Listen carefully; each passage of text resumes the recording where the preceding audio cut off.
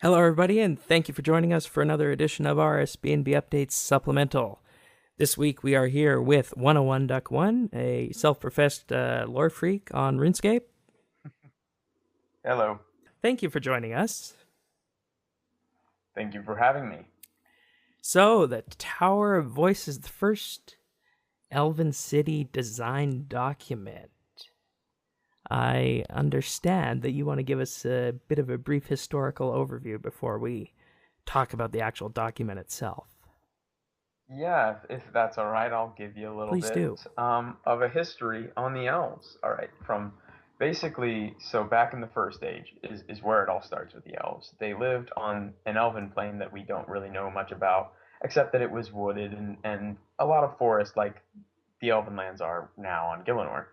Basically, Guthix came down, and Saren was already there, and he basically just said he asked them if they could all go to Gielinor with him, and Saren was all for it. So they took the 8 clans and they transplanted and went to Gielinor, and that's when Saren decided to construct Priptanes and the Tower of Voices so that they could commune with Saren.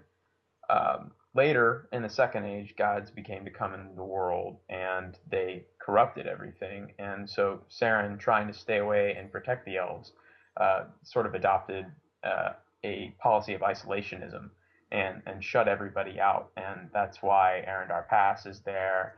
And it's basically you're not able to get in there without sort of weaseling your way in. Then at the end of the Third Age, Guthix kind of woke up, clapped his hands, told all the gods to leave, and Saren didn't really want to leave all her people, so she shattered herself into the crystals that we all use today. Then in the Fourth Age, King Baxtorian, who is king of the Kadarin clan, which is the strongest and most influential of the 8 clans, began a campaign to the east after all the chaos and everything was gone. But after he heard that there was some trouble in Prifddinas, he went back and actually saw that elves were killing each other in the streets. And what had happened is that Lord Yorworth of the Yorworth clan wanted to take control and began to seize the city. Baxtorian then mounted another campaign to retake Prifddinas, but he completely failed, and they were shunned and cast out of Prifddinas. And that's when the Council of Elders reverted Prifddinas to its crystal seed form, and the other 7 clans took refuge in Hrethia and Turanun, and the Orworth are in the elf camp just outside of Prifddinas today. So that's where we are. Excellent. And with that summary, it really shows where we're heading with the Elven quest. And if you look back at the previous quest in the Elven line as well, you can see that. So this is a very important update for RuneScape's history, and the Elf City itself is essentially going to be a high-level Varrock with added benefits, of course centered around the elves. And if you look at the design Yep. brief today, you can see some concept art of what some of the things inside the city are going to look like. There's also going to be a bunch of new features as well, such as a portal area, crystal farming tree patch, something I'm happy about, crystal enchanter, divination NPCs, and an elven version of the Shattered Heart statue. So, of these, do any of these really jump out at you? I'm actually really excited, to be honest, even though it's sort of questionable lore-wise. The Shattered Heart statue that seems really neat. I mean, I love how it's limited, and I'm personally going to be going for it every single week once it comes out, so that I can get uh, the lady or the person to come to life and talk to me uh, as soon as I can. So I'm actually really excited to see that. And I had a similar reaction when I read that as well, because with the current Shattered Heart statue that we have in Varrock, I never really took that much interest in that, but I find myself taking more interest in this one, primarily because it is an elf update, and that's something we have been waiting for a long time. But the Hmm. crystal farming tree patch, that's going to be level 94 farming. It's going to work pretty much the Yeah. same way that the current crystal trees do in RuneScape, in that you can only cut it when it's facing a certain way, and you'll need to rely on other players to help you with that. that adds a new Yeah. nice side of farming. Um, anything else here that? One thing. All right. Oh yeah, with mainly some of the NPCs. I don't know if this sort of fits in with these, but one thing they talked about including in there was putting Solomon in there, which a lot of people have some problems with, considering, first of all, he's already in Barak. How is he two places at once? That just doesn't make any sense. Second of all, he's already got his own little pane in the extras section, and the high levels that are going to be in Priptinus, they know who Solomon is. They know what Solomon's general story is. Why do they need an NPC outside that really just redirects them to the story that they already know how to get to? You're not going to be able to get to the Elf City and not know who Solomon is. I mean, come on. Yeah, I completely agree with that, and that is something that is clearly, in my view, in there because, like they said, it's going to be a high level of rock. And what do we have in rock? It's Solomon. So, yes, they're trying to, have this here so that when you're walking in there and you see him advertising something, maybe, or whatever, you open the store and maybe spend some rune coins or loyalty points or something like that. But like you said, high level players are going to know. And how is he going to be in more than one place at a time? And is this maybe looking a little bit desperate on Jagex's part to be having him out there in the forefront so much? Yeah, exactly. That's my one concern. Yeah. What about the second copy of the loyalty store, something like that? Because it's a Zuon style loyalty store.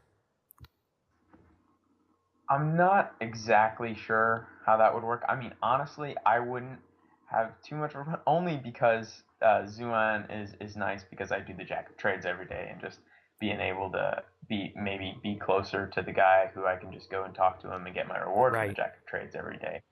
Um, I'm not exactly sure how they'd make it make much sense, but um, I'm more averse to the idea of having Solomon there than having a Zuan-like character there. All right, that makes sense. So, is this what the Elf City should be, particularly? I'm thinking because most of the excitement around this will revolve around the quest itself. So, granted, this is just the first design document, but are we headed in the right direction with its amenities? I think it is. I mean, they've got a lot of interesting ideas. I mean, the whole divination NPC idea, where they act like regular players with the divine locations and everything. I think they've got a lot of really neat ideas that they're putting in there, and this could really make the area unique. And it definitely will be a nice reward to the quest. I'm pretty sure of that. All right. Now, another thing that's highlighted in the design document is the ability to access this elven city by a huge variety of transportation methods: lodestone, foot, spirit tree, gnome glider, fairy ring, and crystal teleport seeds.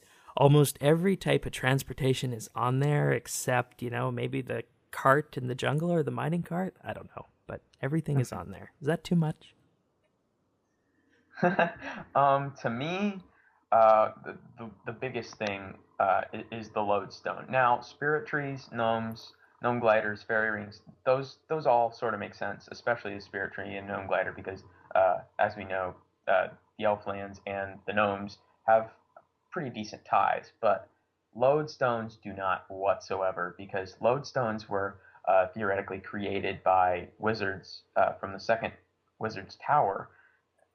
How did they get in there? How did they get into Prifddinas when we're just getting it reopened? When did they get in there and build this lodestone? It just doesn't make any sense. Why would we have it there? That is completely against the isolationist strategy that the elves took.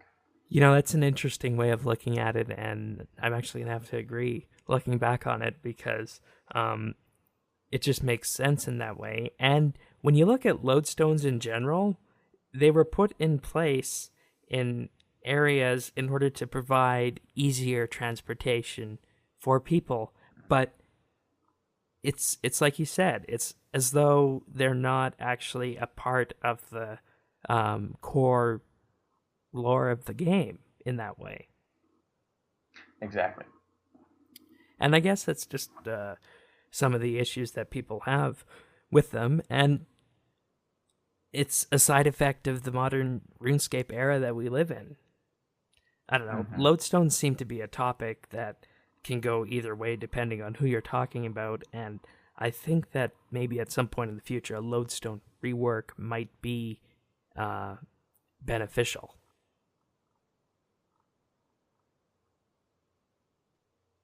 Yeah, I definitely agree with that. Alrighty, so do you have anything that you'd like to specifically highlight in terms of the design document that stuck out for you? Things you absolutely like, things you hate, just general feedback? One of the things that sort of caught my attention were a couple of the rewards actually. Um, the capes in particular. If you looked closely, the your worth color and symbol are black, and it's a skull. It is very overtly evil. And the thing is that this makes the character look even more silly because in Regicide and all those quests, we helped out unknowingly the Yorworth, thinking that they were um, doing the best thing for the elves, when in actuality we Right. were not at all. And it would just, why would my character go up to this guy wearing a black cape with a skull on it and think, huh, this guy's legit. I'm totally just gonna trust his advice and blow up this king's camp thing. No, I don't buy into that. I think they should change it. A lot of people have been suggesting dark green and to shift around the colors a little bit to make them work. So who knows? They may change it, but that could be interesting. All right, and One other thing. the Mhm. titles. Yes, the titles. I love the titles. Um, I'm really excited about them. Um, but the one thing I would love for them to do, and it's not necessary, but if you know what the you know the Archmage title, don't you? It's the 99 rune crafting and 99 magic title. Sure. If you have those both, you can get the Archmage title. What I'm hoping, and I don't know if they'll do this, that each of the clans has two skills associated with them. Correct? Yep. And so what I'm hoping they'll do is that these you can get the cape whenever. I don't mind about the cape. That's just a cosmetic cool thing. But the titles I feel like should hold a little more weight. So maybe say I wanted to be your worth 101 deck 1. If I wanted to be that, I'd have to have 99 in a melee skill and 99 in Slayer. And if I had that, I could get that title. I think that would just because the elf city and everything associated with it is supposed to be sort of elitist and sort of, braggadocious about your character. Oh, I've done all this. So I mean, I think it would be cool if they added those sorts of rewards. I never thought of that, and that would be a very good idea. I mean, mining and smithing, those two go together. Um, Farming and woodcutting, that would suit me. So, Yes. very good idea for those. All right. So, I think that pretty much sums up everything we wanted to talk about today regarding the first design document of the Tower of Voices. Is there anything else that you'd like to mention before we move on? No, I have said my piece. All right. Well, thank you for joining us, 101 Duck 1. Pleasure of having you on. And remember, everybody listening or watching, if you find this interesting, just subscribe on YouTube or on iTunes if you're listening to the audio version. See you next week, everyone.